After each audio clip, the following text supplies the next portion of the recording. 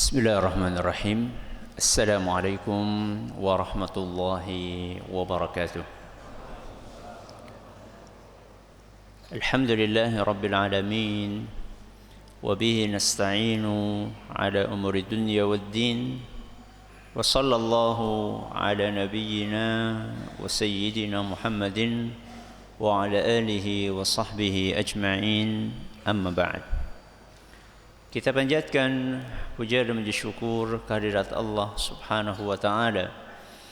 Pada kesempatan malam yang berbahagia kali ini, tanggal 5 Jumadats Tsaniyah 1444 Hijriah atau yang bertepatan dengan tanggal 28 Desember 2022, kita masih kembali diberi kekuatan, kesehatan, hidayah serta taufik dari Allah Jalla wa Ala, sehingga kita bisa kembali menghadiri pengajian rutin tafsir Al-Quran di Masjid Agung Darussalam Purbalingga.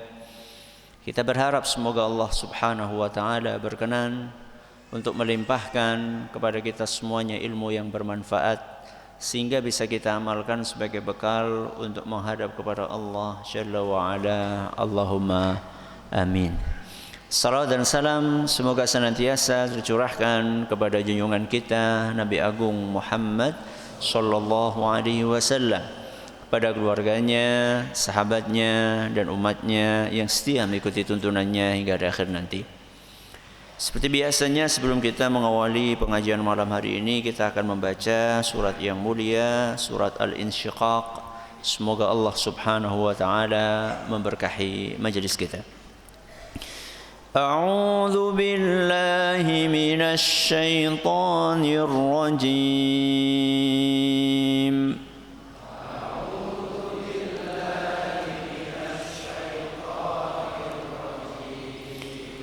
Bismillahirrahmanirrahim.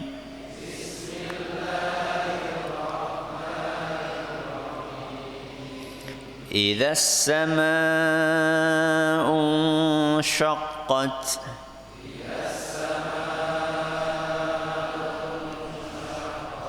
wa adhinat li rabbiha wa huqqat وإذا الأرض مدت وألقت ما فيها وتخلت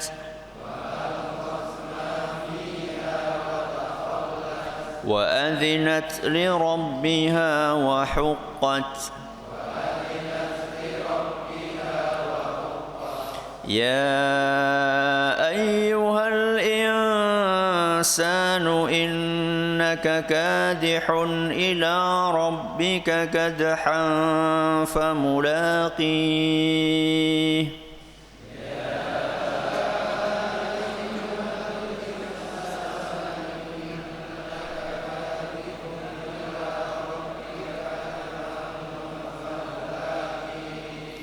فأما من أوتي كتابه بيمينه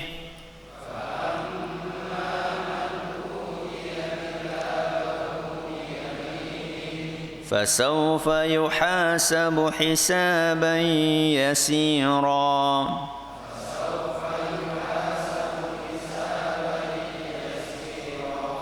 وينقلب إلى أهله مسرورا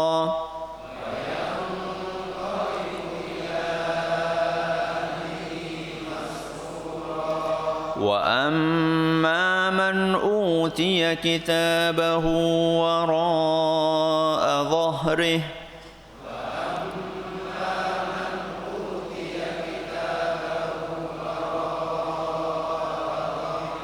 فسوف يدعو ثبورا ويصلى سعيرا إنه كان في أهله مسرورا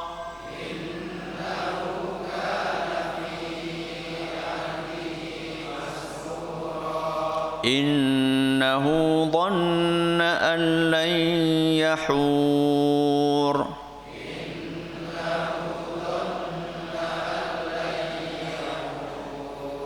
بلى إن ربه كان به بصيرا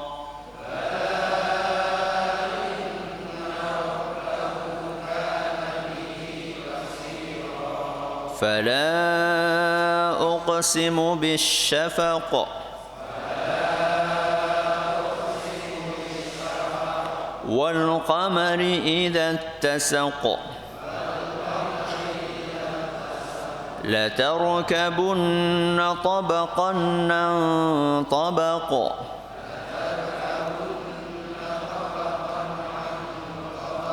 فما لهم لا يؤمنون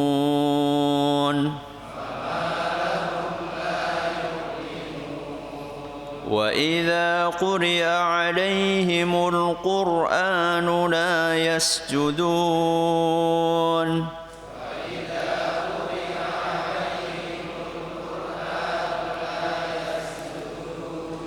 بل الذين كفروا يكذبون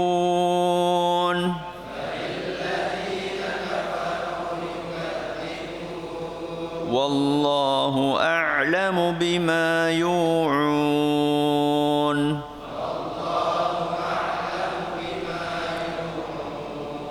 فبشرهم بعذاب أليم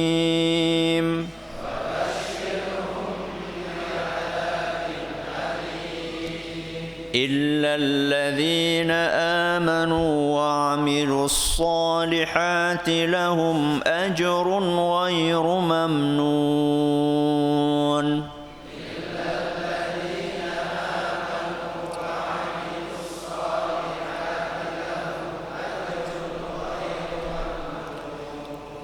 Para hadirin dan hadirat sekalian yang kami hormati dan juga segenap pendengar serta pemirsa rahimani wa rahimakumullah.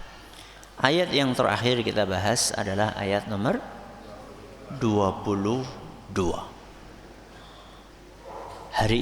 Malam hari ini kita akan mengkaji ayat selanjutnya yaitu ayat ke-23. Tapi sebelum kita membahas ayat yang ke-23, kita perlu ingat sedikit tentang isi dari ayat ke-22, ke-21 dan ayat yang ke-20. Berarti berapa ayat? 3 ayat sebelum. Di 3 ayat sebelumnya Allah Subhanahu wa taala memaparkan tentang perilaku buruk orang-orang kafir.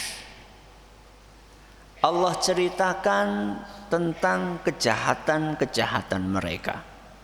Fama lahum la yu'minun. Kenapa mereka enggak mau beriman? Wa idza quri'a 'alaihimul qur'anu la yasjudun. Dibacakan Al-Qur'an mereka enggak mau sujud, enggak mau nurut. Balil ladzina kafaru yukadzibun. Memang orang-orang kafir itu selalu mendustakan isi Al-Qur'an dan juga mendustakan Allah dan mendustakan Rasul SAW. Jadi di ayat-ayat sebelumnya Allah menceritakan tentang keburukan-keburukan orang kafir, kejahatan-kejahatan mereka. Setelah Allah memaparkan keburukan-keburukan mereka, Allah menyampaikan nasihat untuk mereka. Allah menyampaikan nasihat untuk mereka. Apa pelajaran yang kita ambil? Bahwa separah apapun kejahatan seseorang, seburuk apapun perilaku seseorang, kita tetap punya tugas untuk mendakwahi mereka, menasehati mereka dan tidak putus asa. seburuk apapun perilaku seseorang, sejahat apapun perbuatan yang dia lakukan, tetap perlu dinasihati dan didakwahi. Maka Allah Subhanahu wa taala bukan hanya sekedar memaparkan kejahatan-kejahatan orang kafir, tapi di ayat yang akan kita baca malam hari ini, Allah Subhanahu wa taala menyampaikan nasihat kepada orang-orang kafir tersebut.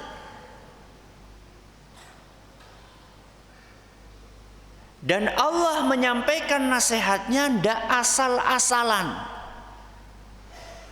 tapi Allah sampaikan nasihat itu secara bertahap. Di ayat yang ke-23 Allah berfirman, wallahu a'lamu bima yu'un. Tahapan yang pertama. Tahapan yang kedua Allah sampaikan fabasyirhum bi'adzabin alim. Kalau di ayat yang ke-23 yang akan kita pelajari malam hari ini, Allah menyampaikan nasihat dengan sindiran, dengan kelembutan. Maka di ayat berikutnya, yaitu ayat yang ke-24, Allah menyampaikan nasihat dengan keras kepada mereka. Berarti enggak ujuk-ujuk apa? Keras. Apa nasihat tersebut? Wallahu a'lamu bima yu'un. Dan Allah a'lamu. Apa artinya alam? Bukan jenengan sering mengucapkan, ki ngerti ora? Wah, wallahu a'lam. Apa yang jajal wallahu a'lam? Allah lebih mengetahui. Wallahu a'lam.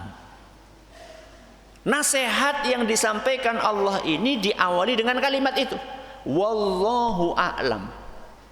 Allah Subhanahu wa ta'ala lebih tahu. Nah, pertanyaannya lebih tahu apa? Jawabannya, kelanjutannya, wallahu a'lamu bima yu'un.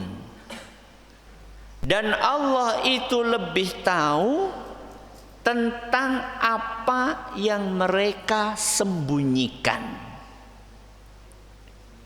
Mereka niku sinten? Orang-orang kafir. Apa yang disembunyikan oleh orang-orang kafir dan di mana mereka menyembunyikannya. Ini yang akan kita bahas.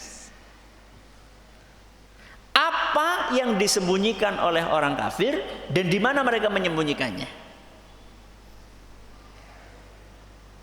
Apa yang disembunyikan?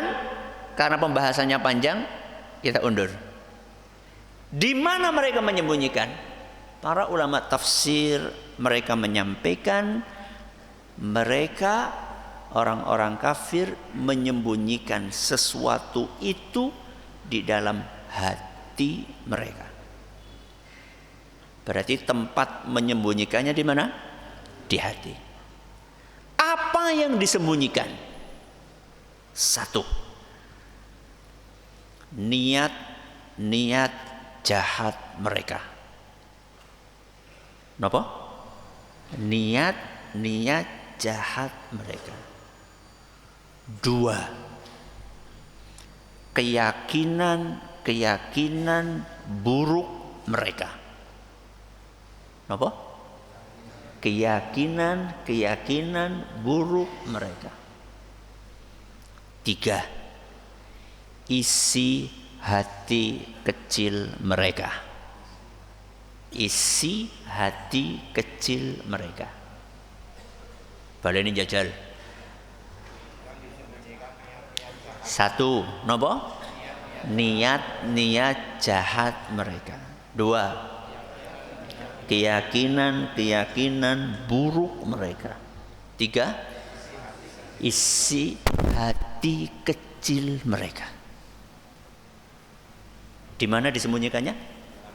Di dalam hati. Tadi kita sampaikan bahwa ayat wallahu a'lamu bima yu'un tujuannya nasihat.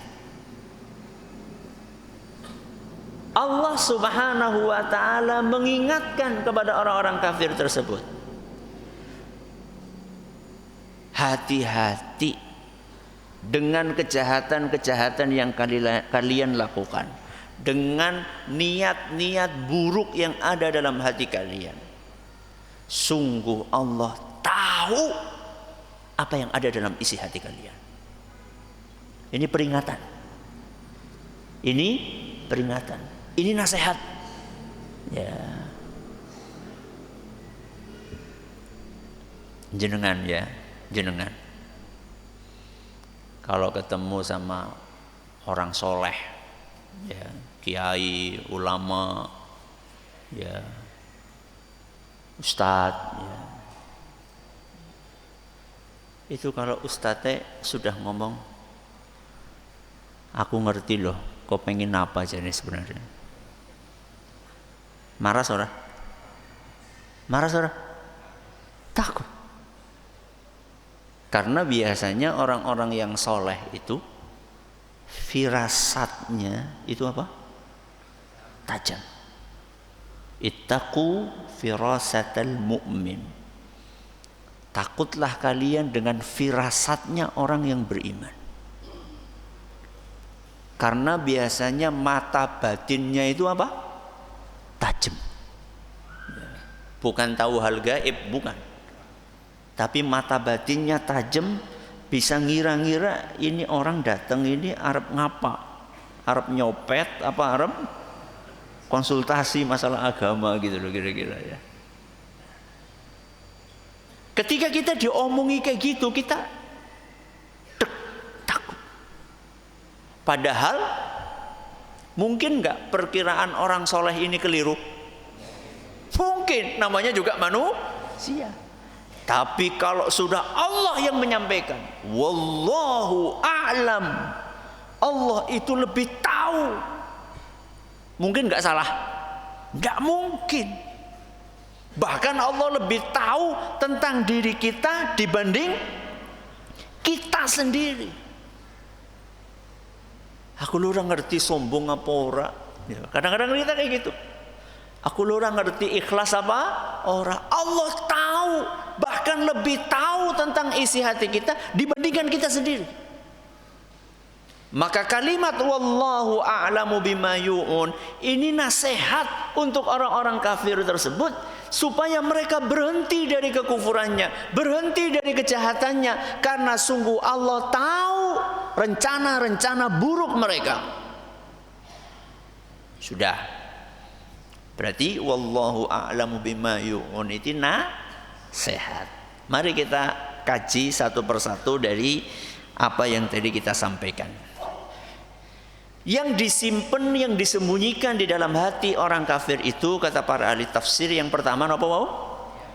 Niat-niat jahat mereka. Maksudnya niat jahat itu apa? Ya rencana mereka. Mereka kan begitu melihat perkembangan dakwah napa? Islam. Perkembangan dakwahnya Rasul SAW, pengikutnya semakin hari semakin bertambah. Mereka kan gak suka. Dulu ketika Rasul SAW masih sendirian, pengikutnya 1, 2, 3, mereka bisa menggunakan apa? Intimidasi, kekerasan, ditindas. Tapi lama-kelamaan yang masuk Islam bukan cuma seperti Bilal yang budak, yang tidak punya kekuasaan. Lama-kelamaan mulai masuk sinten?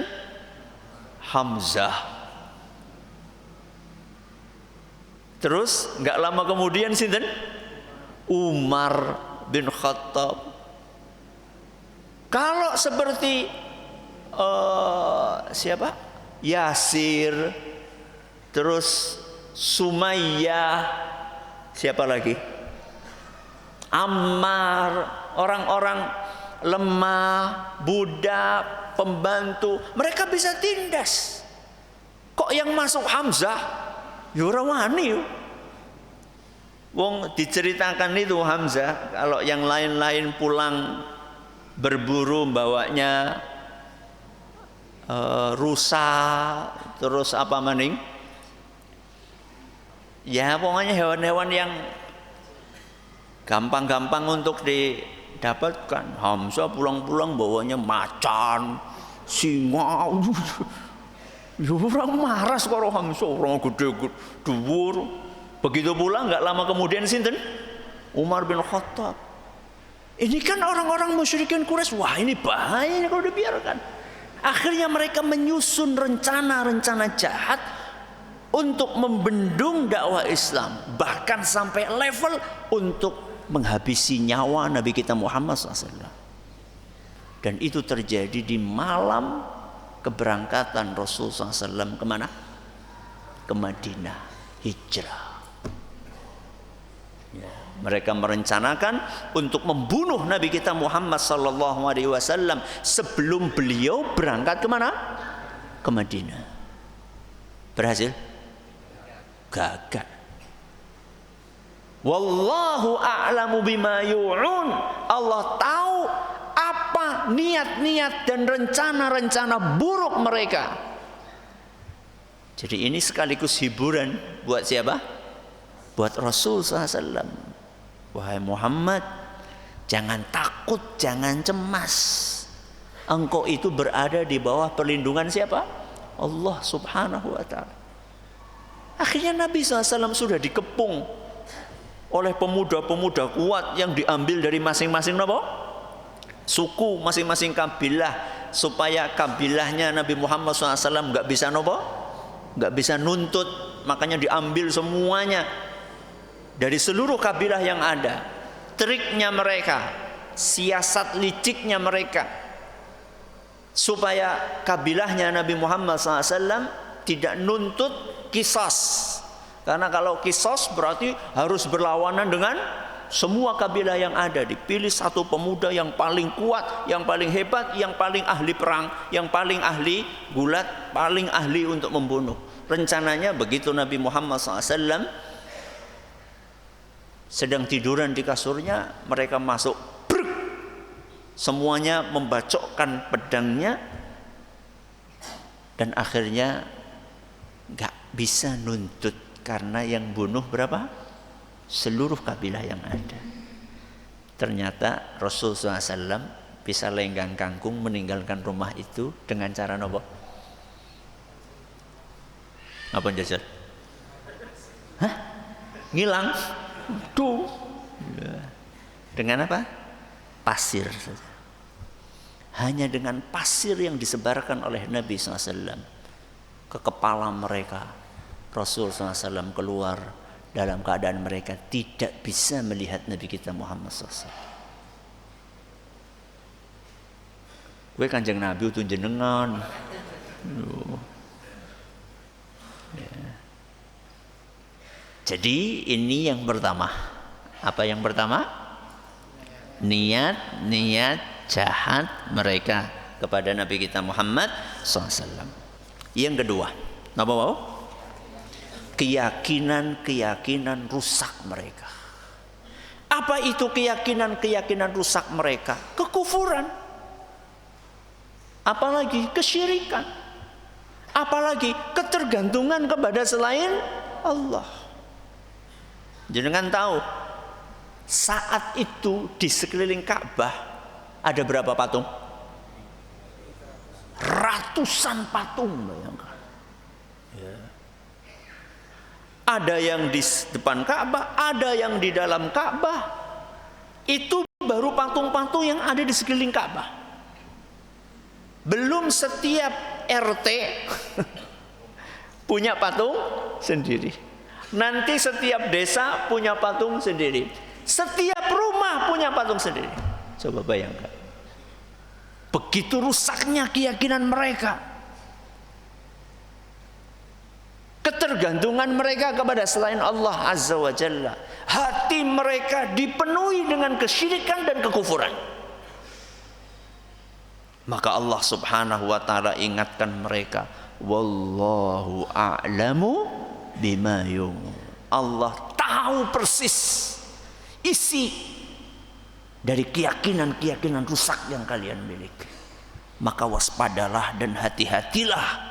Itu semua akan ada pertanggungjawabannya. Sampun. Ini yang keberapa? 2. Yang ketiga, napa? Isi hati kecil mereka. Bedanya apa, Ustaz? Hati kecil. Hati kecil siapa? Berarti anak hati gede gue. Hati kecil itu cuma istilah ya. Hati kecil itu istilah. Hati kecil itu ya kira-kira isi hati yang paling dalam. Ya, nurani, suara hati. Maksudnya apa, Ustaz? Jenengan perlu ketahui bahwa orang-orang musyrikin Quraisy, sebagian dari mereka itu sebenarnya hati kecilnya apa? Percaya dan yakin dengan kebenaran dakwah Rasulullah SAW. Hati kecilnya seperti itu. Cuman mereka tidak mau menampakkan hati kecil tersebut. Lisannya menghina Rasul SAW, tangannya berupaya untuk menciderai Rasul SAW, hari-harinya diisi untuk mengintimidasi Nabi kita Muhammad SAW dan para sahabatnya.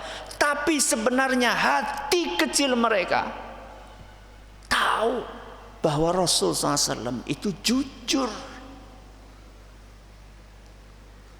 Lisan mereka mengatakan bahwa Rasul SAW itu pendusta, tukang sihir, terus napa malih? Majnun, napa majnun? Ya, gila. Lisan mereka ngomong seperti itu, tapi sebenarnya hati kecil mereka tahu bahwa Rasul SAW itu enggak gila. Maka apa kata Allah? Wa ma sahibukum bimajnun. Perhatikan, wama sahibukum, teman kalian ini bimajnun, enggak gila. Di ayat ini Allah menggunakan kata wama sahibukum. Apa sih yang ingin disampaikan? Kalian itu sahibnya Muhammad. Artinya kalian itu sebenarnya tahu jaba jerone. Sejak kecil Rasulullah SAW itu bersama dengan kalian, sahibukum. Setiap hari kalian berinteraksi dengan beliau. Kalian tahu persis Muhammad itu nggak pernah bohong. Akalnya sehat, orangnya cerdas. Tidak mungkin Muhammad itu majnun. Berarti hati kecil mereka tahu kejujuran Nabi kita SAW. Tapi pertanyaannya, kenapa mereka nggak mau mengakui dengan lisan dan perbuatannya? Kenapa? Macam-macam. Kalau kemarin Abu Jahal karena apa? Hah? Karena rebutan pengaruh. Sudah kita ceritakan kemarin 3 orang. Sinten? Abu Sufyan, Abu Jahal, Al-Akhnas. Al-Akhnas ketika datang kepada siapa?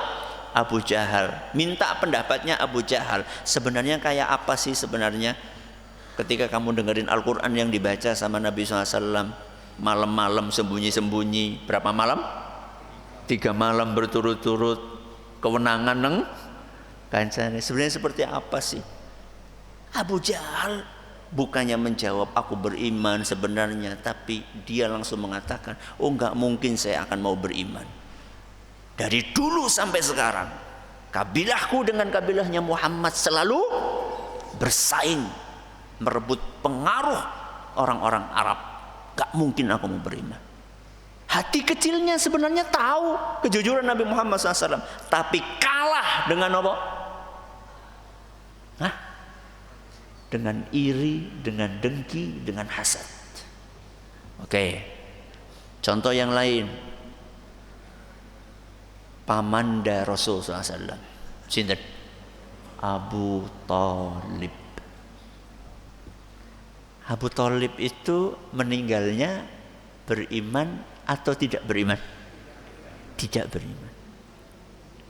Apa Abu Thalib nggak tahu bahwa Rasul SAW itu dakwahnya benar? Tahu. Terus kenapa nggak mau beriman? Hah? Mari kita dengarkan penuturan Abu Thalib supaya kita nggak ngarang-ngarang ngomongin tentang orang lain. Beliau sendiri menyampaikan, walaqad alimtu bi anna dina Muhammadin min khairi adnyanil bariyati dina. Aku ini, siapa yang ngomong? Abu Thalib. Aku ini tahu bahwa agama yang dibawa oleh Muhammad itu agama yang terbaik. Siapa yang ngomong? Abu Thalib. Loh, terus kenapa nggak mau beriman? Laulal malamata au hadhara masabbatin lawajadtani samhan bidzaka mubina. Kalau bukan karena takut omongan orang. Apa? Takut omongan orang. Diomong apa? Hah?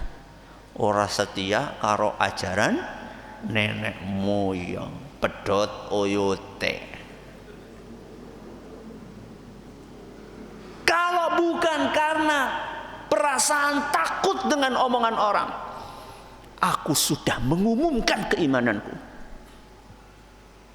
Berarti hati kecilnya tahu, tapi sayang kalah dengan perasaan apa wau?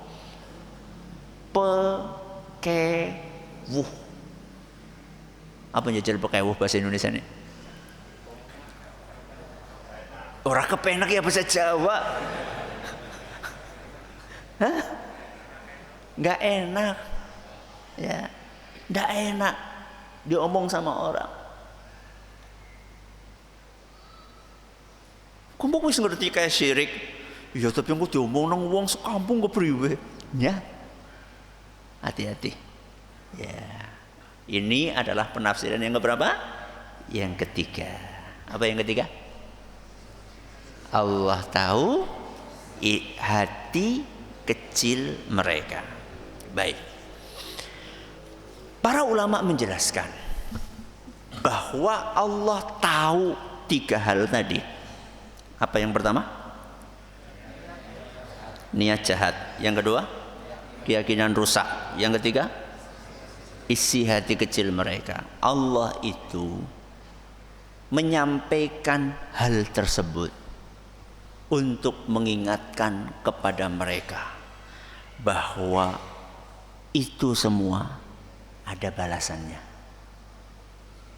Ada nopo? Balasannya. Makanya ayat selanjutnya nopo? Fabashirhum bi'adzabin alim. Kasih tahu mereka bahwa mereka akan mendapatkan siksaan yang pedih. Itu balasannya. Jadi Allah Subhanahu wa ta'ala mengingatkan mereka tentang ilmunya, tentang pengetahuannya terhadap apa yang mereka simpan di dalam hati mereka sebagai bentuk peringatan dari Allah untuk mereka bahwa apa yang kalian simpan, apa yang kalian lakukan berupa kejahatan-kejahatan kepada Nabi kita Muhammad SAW, kepada agama Islam, itu semuanya ada balasannya.